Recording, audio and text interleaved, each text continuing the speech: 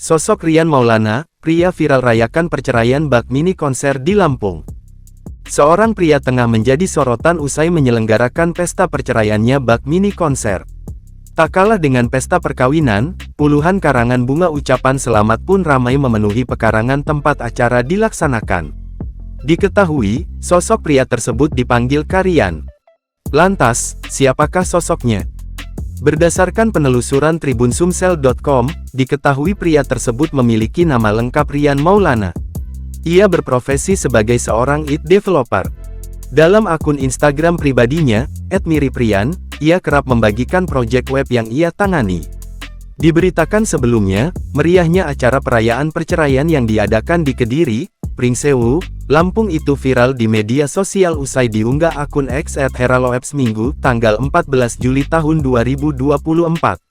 Di panggung tersebut juga terpasang lampu-lampu sorot mirip panggung konser penyanyi ternama. Tampak pula sejumlah pria yang sedang menurunkan peralatan sound system di dekat panggung tersebut. Sebelum acara diselenggarakan, tersebar sebuah undangan perihal ketentuan jalannya pesta. Meski merupakan pesta perayaan, pemilik acara yang baru bercerai itu menolak diberikan hadiah dalam bentuk apapun. Selain itu, pesta juga diselenggarakan secara tertutup dan hanya bisa dihadiri para tamu undangan.